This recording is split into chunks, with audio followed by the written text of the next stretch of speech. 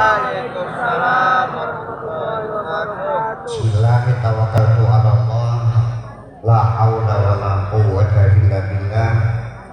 Asyhadu an la ilaha illallah wa asyhadu anna Muhammadar Rasulullah. Allahumma shalli ala sayyidina Muhammadin wa ala alihi wa sahabatihi ajma'in, ma ba'd. Zaman yang Ustaz.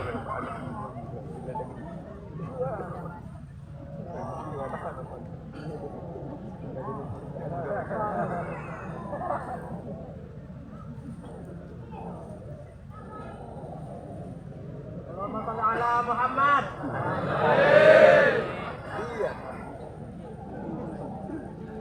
Al-Mukarramun, para sesepuh, ulama, Al-Mukarramun, para undangan yang sangat saya hormati, hadirin dan hadirat rahimakumullah. Sesungguhnya acara haul seperti ini hanya di Indonesia.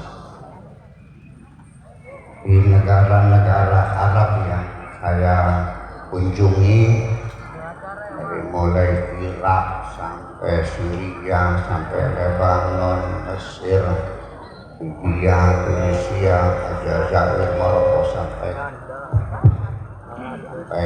ke barat sana, nggak ada acara haul, hanya ada di Indonesia. Jadi ini adalah tradisi, Pak ya, ini tradisi bukan agama.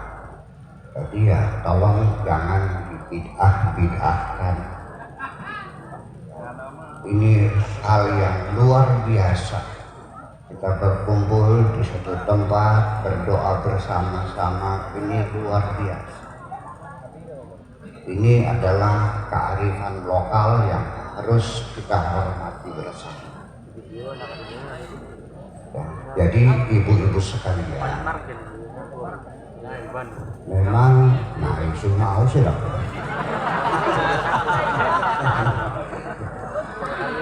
Iya, memang kita ketika beragama kadang-kadang tidak tahu persis di mana batas-batas beragama.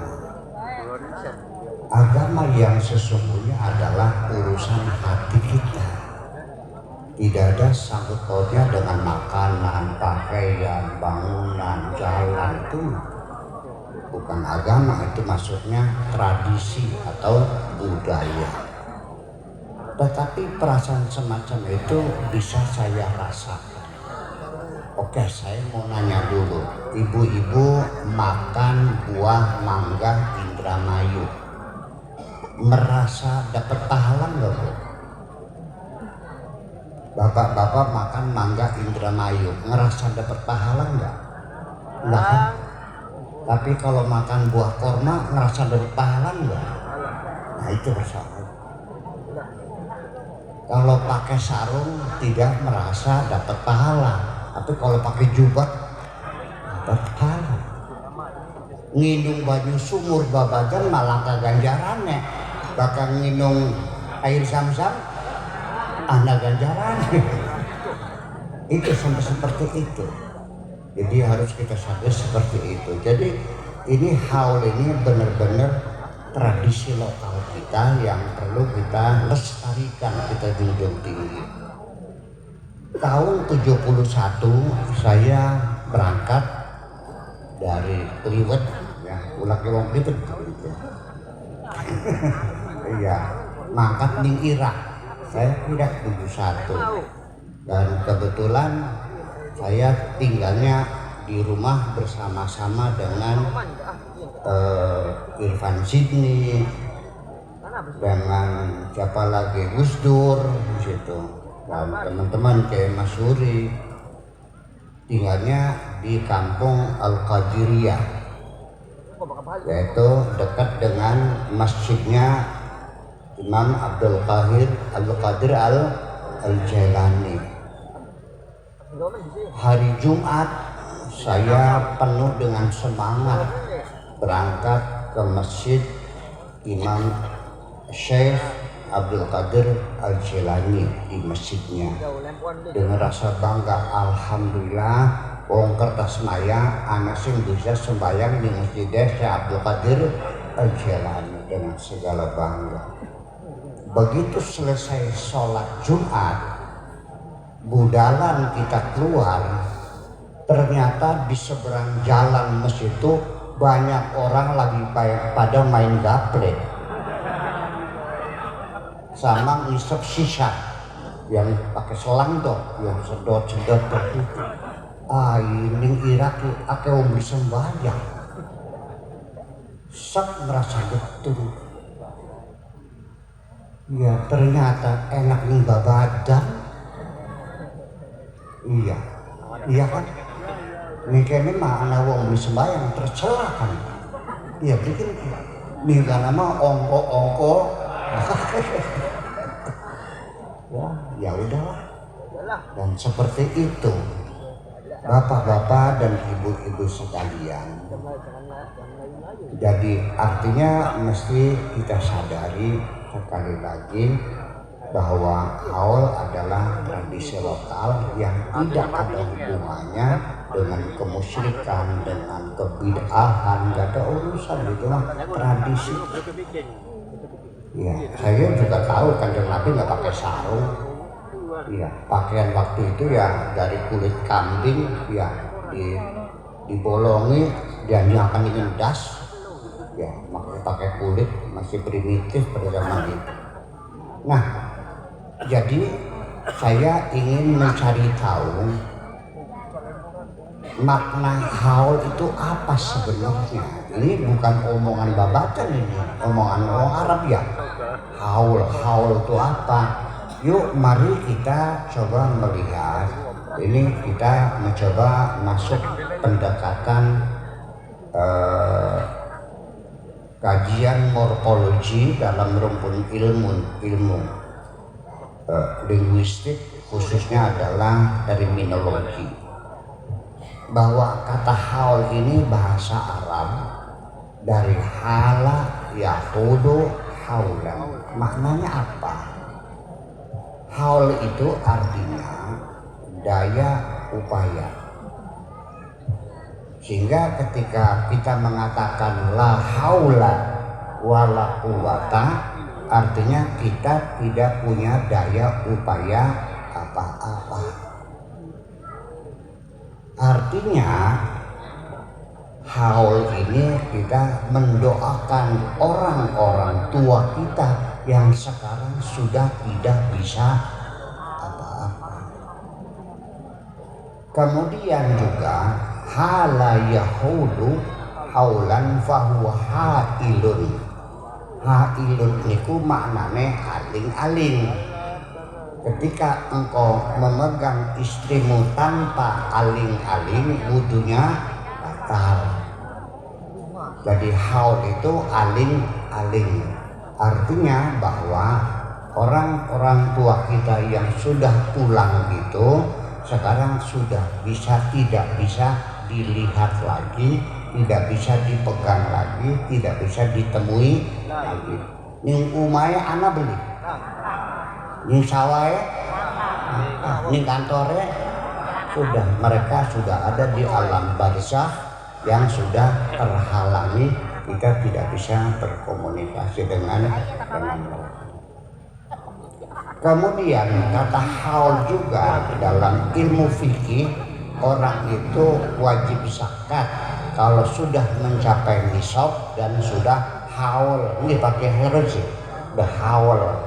Haul itu makna umumnya biasa waktu dulu saya ngaji itu haul itu 1 tahun.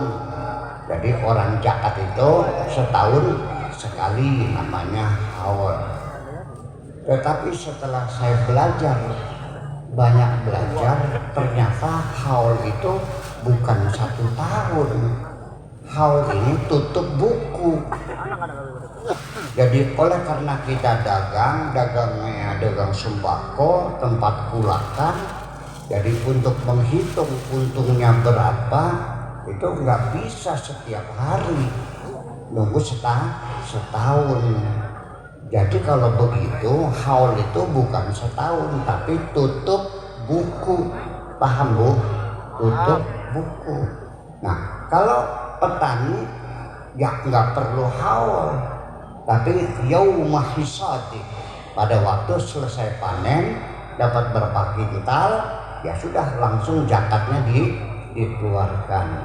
Nah kalau bapak-bapak ibu-ibu punya usaha, tutup bukunya per 3 bulan sekali, ya berarti zakatnya ya per 3 bulan sekali, kan seperti itu.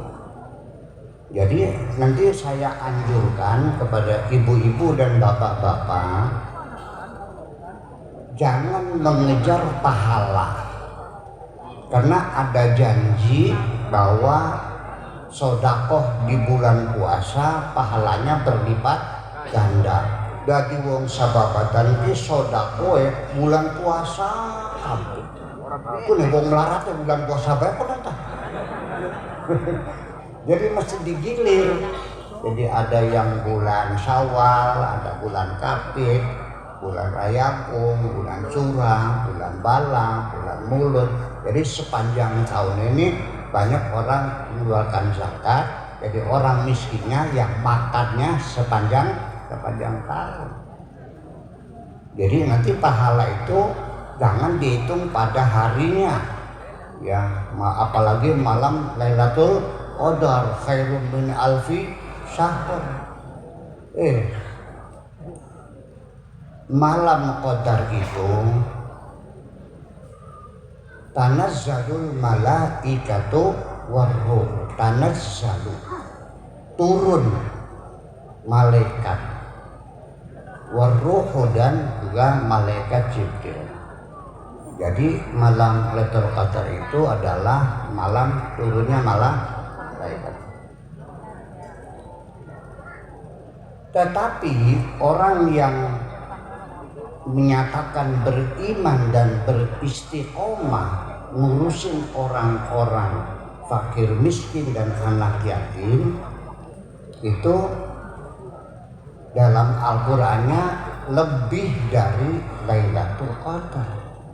Alladzina qalu subhanallah tsumma istaqamu tatanazzalu alaihimul malaikah. Shadaqallahul adzim. Kalau malam Lailatul Qadar tanazzalul malaikah. Tapi orang yang istiqomah tatanazzalu. Hurufnya banyak mana tanazzalu dengan tatanazzalu? Lebih banyak. Ya berarti malaikatnya lebih banyak. Nggak usah nunggu Lailatul Qadar kan.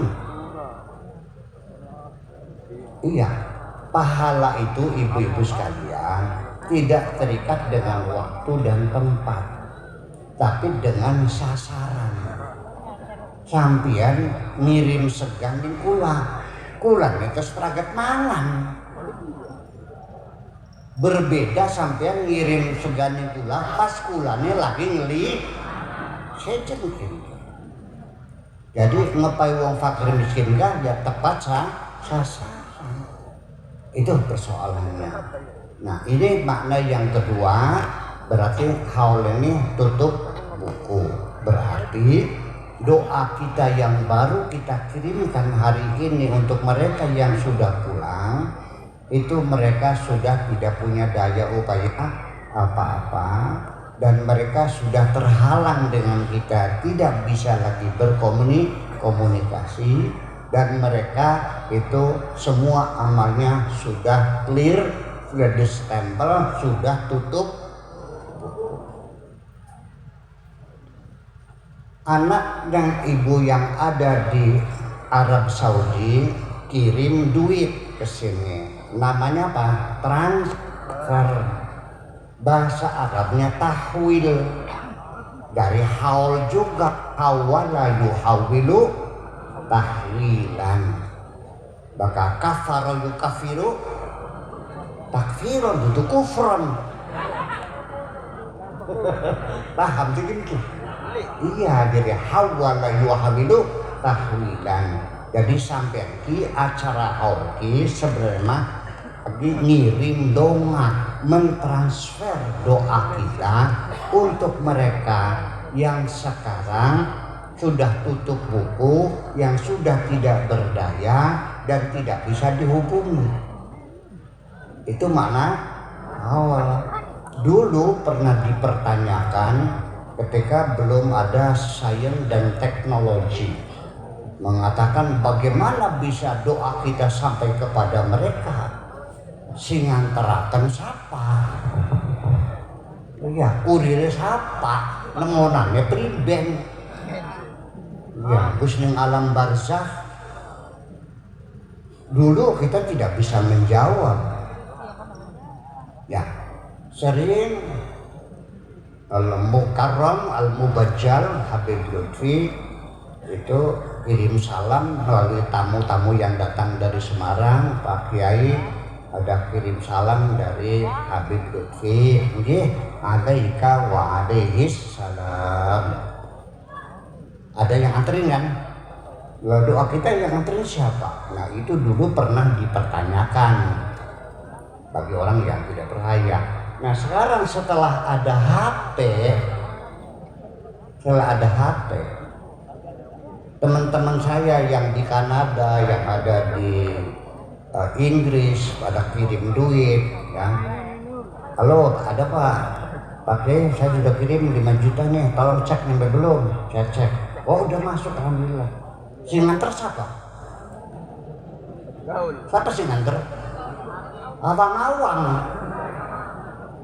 Ya ternyata mereka mengatakan karena belum didukung oleh teknologi, belum paham. Ya, lewat udara, langkah kabelnya, langkah, iya, stop kontak, anjing Pak. Dan uang saya ambil, ada nggak duitnya? Ada. Nah, itulah doa kita untuk mereka juga, insya Allah nyampe, amin. Itu yang jadi persoalan. Lalu untuk apa kita doakan kepada mereka, ibu-ibu sekalian, orang tua kita yang sudah meninggal itu tidak dalam satu kondisi. Beli lagi senang kabeh, lagi joget tak ora, anasin lagi susah, anasin lagi senang, anasin lagi ngeleker baik. Macam-macam kondisinya. Semuanya kita doakan bagi mereka yang banyak dosanya, moga-moga diampuni oleh Allah SWT.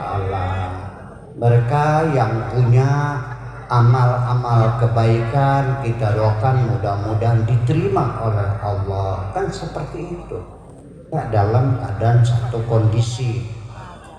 Nah, karena itulah maka kita menyebut orang yang sudah meninggal dunia itu ada titelnya. Kalau ini Pak Kiai Sarosi titelnya Kiai. Kalau yang sudah mati, iya, kita menyebutnya almarhum. Almarhum itu sebutan orang mati yang diduga oleh kita banyak dosanya, seperti kita ini banyak dosanya, makanya almarhum. Almarhum itu isim maf'ul berasal dari rahmat, marhum, rahman, rahim, marhum. Nah, itu adalah berasal dari rahmat. Jadi ketika kita menyebut orang mati dengan almarhum, itu maknanya mengandung makna doa dari kita, semoga beliau mendapat rahmat Allah. Dosane akeh jadi njaluk rahmate. Tapi kalau kiai diduga dosanya sedikit, maka kita panggilnya al-maghfur lah. Kenapa al-maghfur? Dari kata maghfirah atau ghufran, dari ghafaro. Jadi al-maghfur yang diampuni. Karena dosanya sedikit, maka kita mohon semoga Allah mengampuni dosa-dosa yang sedikit. Kalau dosa kita banyak yang minta rahmat, kira-kira di pangapura kabeh, kan begitu persoalannya. Jadi ada istilah-istilah yang mesti dibedakan. Bakal kiai apa sebutannya? Al-maghfur lah, bakal wong biasa al-marhum. Tapi ning bahasa babagan ana sing luwih hebat maneh. Bakal sing mati ku disebutnya jenate. Jenate tubuh sing bahasa Arab uga asalema. Artinya fi jannatihi. Jannatu jannah artinya swarga, artinya jennateku maknanya sampai ndongakaken muga-muga wis ana ning sor. Jadi hebat endi? Ya jenate. Bisa cakalah, masih hebat kok babakan kalau ngarep mah. Ngandel beli Bu. Terjadi. Ya Allah ya Rabbi. Nah, mereka yang sudah meninggal itu juga kondisinya tidak sama. Anak sing lagi blenak, anak sing lagi enak. Nah, pertama bakal wong mati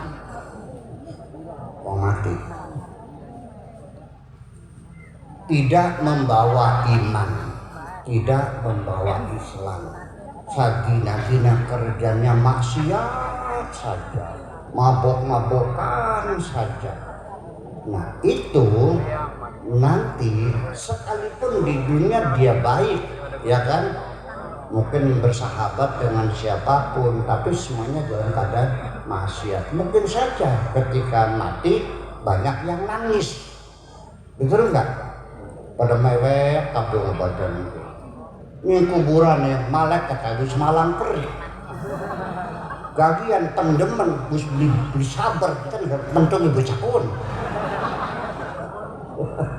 Iya. Jadi kalau pulangnya tidak membawa kebaikan, hanya kejahatan-kejahatan, begitu masuk kuburan, begitu 7 langkah yang nganter udah pulang, langsung bak bik dipenuhi sampai tekan tiang. Nauzubillah min dzalik aja sampai sing anan kene dipentuki mangkonan. Kula yakin ibu-ibu, bapak-bapak sekalian, saya yakin ada kebaikan, ada keburukan, ada ketaatan, ada kemaksiatan. Ibu-ibu sembahyang kabeh, iya boleh. Lok natak endase lak beli karo centong. Ditulis iya. Sembahyangnya bakal ora. Tapi mendite. Jadi plus minus. Nah, untuk orang-orang yang meninggal membawa kebaikan-kebaikan dan juga membawa dosa-dosa, malaikatnya bingung nih. Mau digebugin ada kebaikannya, mau langsung dikirim ke surga bawa dosa. Jadi pangeran priben kinke tampakan bae kupingnya. Kodorotna ada azanihim, pak ditampak kupingnya bleg turuk leker. Jadi dipentungi bawa kebaikan, mau dikirim ke neraka ada kebaikannya, digebugin ada kebaikannya, kirim ke surga langsung bawa dosa. Nah kita ditidurkan.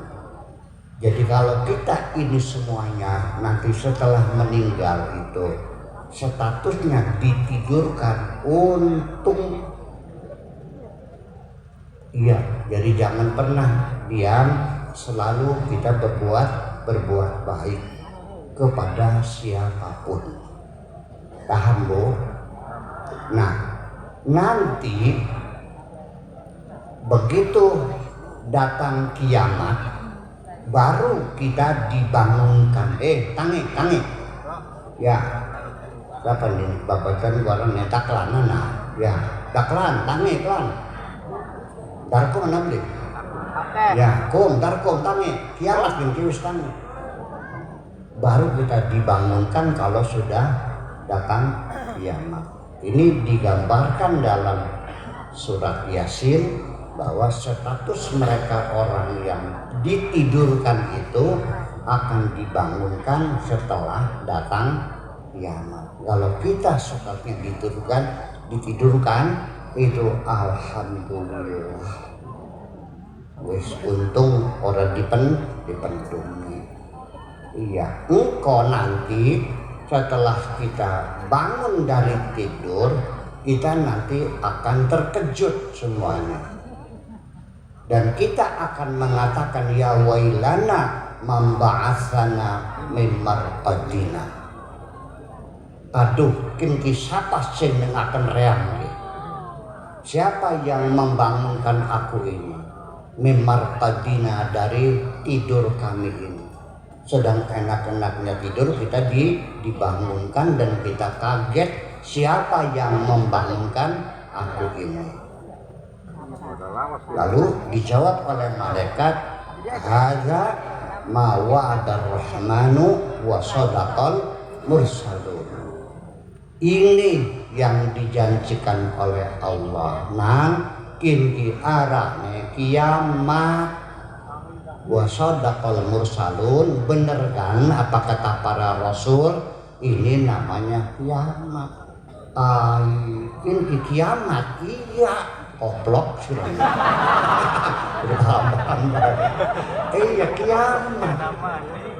Nah makanya ibu-ibu berhati-hati ketika baca surat Yasin itu ada tanda sakta.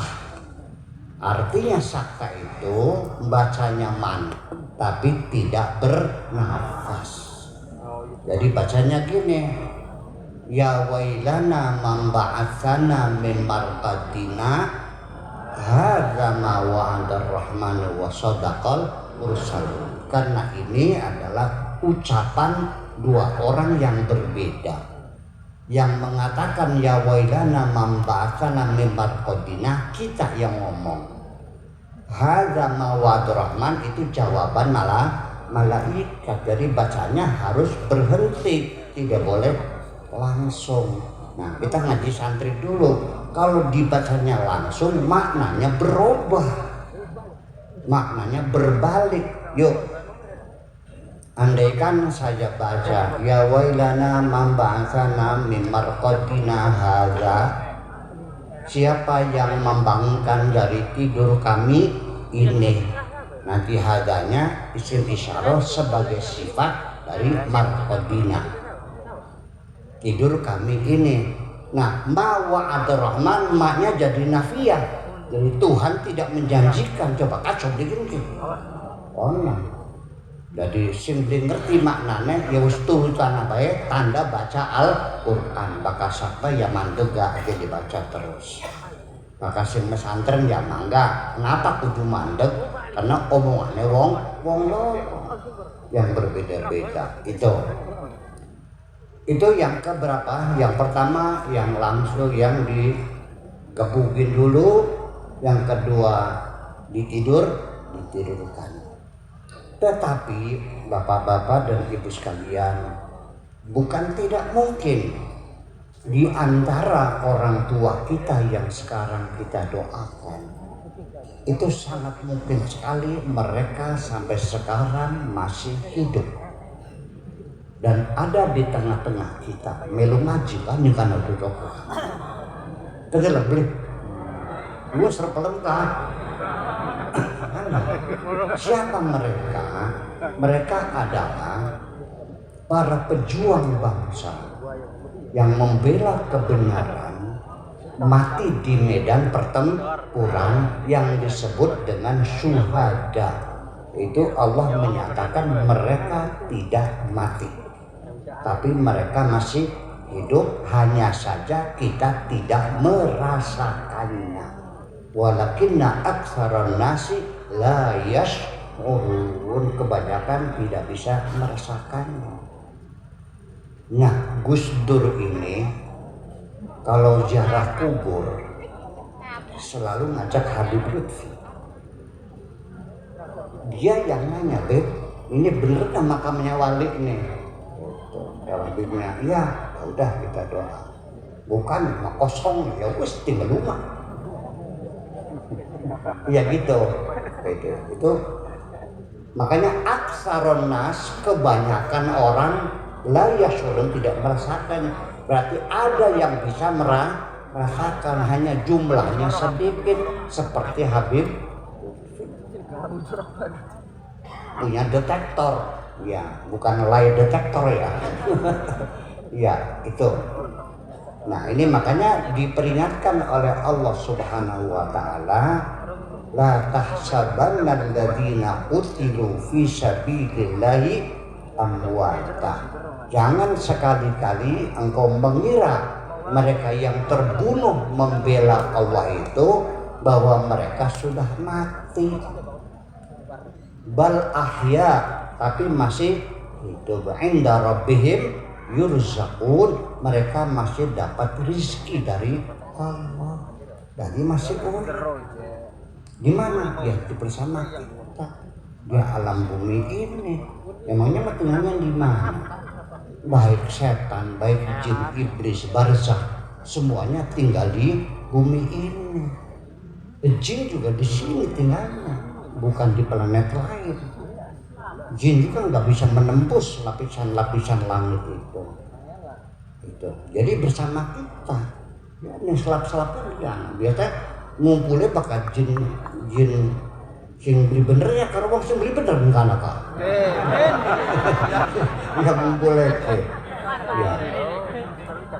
Ya, dari peribahasa wong peribahasa orang Prancis atau yura ala ashkalihatan. Burung itu akan berkumpul dengan sejenisnya. Iya, dari wong ini saya every bird will join with his flocks. Burung itu akan kumpul, manuk terus kumpulnya karo manuk gereja karo ya bakal sirene kapir ya jine kapir mana? Iya. Jadi mereka jin itu dulu sebelum Nabi Muhammad menyembah dulu itu mereka bisa menembus langit. Kunna naqudu minha maqa'ida lisami faman yastamil ana yajid lahu shihaban rasada. Ini kata jin. Dulu kita punya apa? Tempat midang ning ngarep ke dalam kaparannya Kak. Jonggol. Jondol, ya jondol. Jadi kita bagaimana dua jondol nih anak. Kamu uping berita sing langit. Begitu Nabi lahir, wa man yastami ilan, siapapun yang mencoba mengintai rahasia, yajid lahu shihabar rasada, disrawati karo meteor. Iya, jadi ya biar nikah mereka harus siram ini. Berdoa gitu. Nah itulah ibu-ibu sekalian. Nah masih dapat rezeki ya. Inda rabbihim yurzaqun, itu artinya yurzaquna inda rabbihim. Zorofnya didahulukan menjadi inda rabbihim yurzaqun. Asalnya yurzaquna, diparingi rezeki inda rabbihim saking Gusti Allah. Jadi masih kene masih bisa miliki anak putu, masih bisa nasihati nih anak putu. Ceritanya makanya kene rupanya saking kengelane mekayan Indramayu, susahnya hidup di Indramayu susah. Temennya pulang Jakarta bawa mobil mewah, rambutnya merah. Ya, lambene abang, begini merayang, roke singkrang. Enak teman makanya ini di Jakarta, mana ayu, tergoda dia. Tinggal nunggu jemputan jam 3 malam Pak Polisi. Berarti ini datanya malam ya. Gitu. Terus buntel mau ke Jakarta, jelek. Kakeknya datang, garap mentinok, sila keputune kita, Ini cerita mereka. Jakarta, anak ada apa di Jakarta? Cari duit, ya Allah. Ya, saya tidak ikhlas dari itu. Turutlah wahai cucuku, jangan ke Jakarta. Udah yang sabar sebentar, nanti kakek doakan kamu dapat suami yang kaya raya.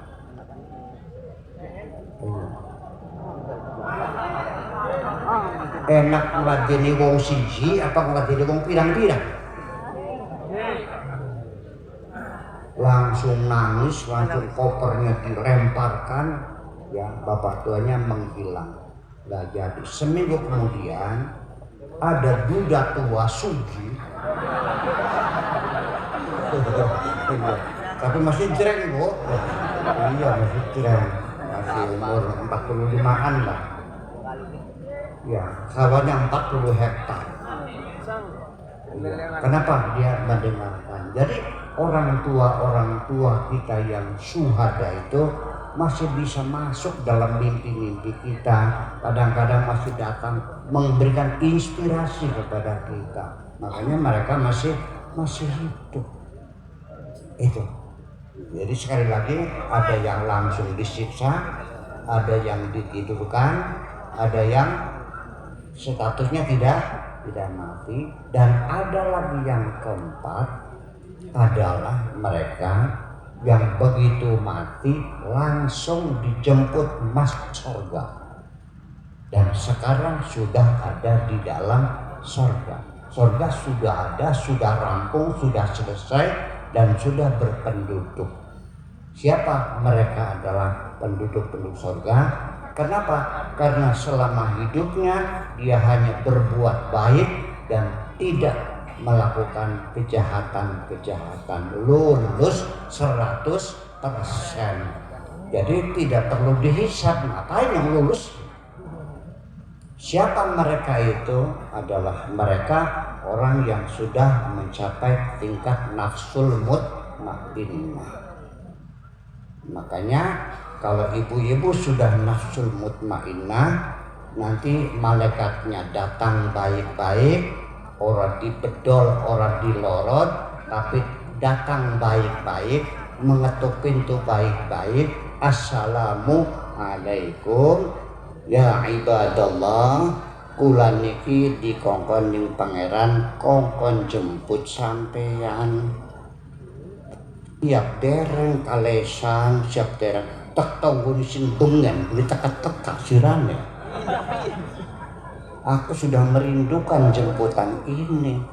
Siap, ya siap. Ya wis ayo silakan tuh. Mobilnya Mercy S600 ya. Siap, Lamborghini ya. Silakan mangga. Ayo nunggang mobil, jereng bangkat, tekan kena buka pintu, mangga manjing suarga. Ya. Dipanggil mereka itu. Ya ayyatuhan nafsul mutmainnah, wahai jiwa yang damai. Irja'i ila rabbiki, pulanglah kepada Tuhanmu. Yuk balik. Mangga. Naik mobil, fadkhuli fi ibadi, yuk berangkat bareng-bareng dengan hamba-hamba Allah. Begitu sampai fadkhuli jannati, silakan masuk surga. Irja'i ila rabbika, ada syaratnya, radiyatan radiyah, kamunya senang, Allahnya senang. Kamunya mendapat ridho, Allahnya ridho, sama senangnya. Kenapa? Ada satu kerinduan pengen ketemu. Itu yang jadi persoalan. Kira-kira lamun milika papat isin pengennya priben gitu. Apa sing dipendungi? Pengen si nomor papat langsung masuk surga? Bisa. Orang angel untuk membangun kerinduan kepada Tuhan itu gampang, tidak aneh kok, tidak sulit. Mung sampeyan pengen beli, Kenapa sampean sembahyang galdina tiap hari kita sholat, kenapa tidak muncul rasa cinta di hatimu? Kenapa? Ibu sembahyang kan? Yang mafruḍat 5 waktu dilakukan Bu. Qobliyah ba'diyahnya, sholatul lailnya, tahajudnya, sholat taubatnya, sholat tasbihnya. Lah, kenapa tidak juga muncul rasa cinta? Kan aneh. Nah, malam ini saya ingin menyampaikan kepada ibu-ibu dan bapak sekalian, bagaimanakah caranya supaya hati kita punya kerinduan dan mencintai Allah. Saya tidak akan menjawab, tapi saya tanya lagi, apa sebabnya engkau tidak mencintai Allah? Yang jadi masalah itu bukan bagaimana mencintai Allah, tapi kenapa kamu tidak mencintai Allah? Satu ibu sekalian, sebabnya kita tidak mencintai Allah karena kita tidak pernah merasakan kebaikan-kebaikan Allah. Lamun di babakan anak bocah wadon cerita demenin kita. Ngomongnya tak kedukuran, orang lepel siranakan kaya. Baca blesak, ya wis. Baca kere, umpamanya. Ya, arane Memunah belah. Beli Memunah. Dari kita nak Memunah, kita kudu mending sirah, ora, demen. Ya wis. Tiap bulan saya kirimin duit 30 juta. Senjalu ketak turuti kabeh. Minta sandal tak kasih, minta jilbab tak kasih, minta mobil tak kasih, minta rumah tak kasih, minta sawah tak kasih, minta bikin toko tak kasih. Setelah bertubi-tubi ku berikan uang rutin tiap bulan, ya rumahnya, ya sawahnya. Bu, lama-lama jatuh cinta gak Bu? Susu gelem beli. Yuk sekarang saya bertanya, berapa banyak kebaikan-kebaikan Tuhan ya, yang dianugerahkan kepada kita? Sampai merasa dipai mata beli Insya Allah. Oli tuku pira, oli gawene siapa? Sampai dua sawah, sing gawe lemah siapa? Sing nyokolakan parit apa? Sing ngudundakan udan siapa?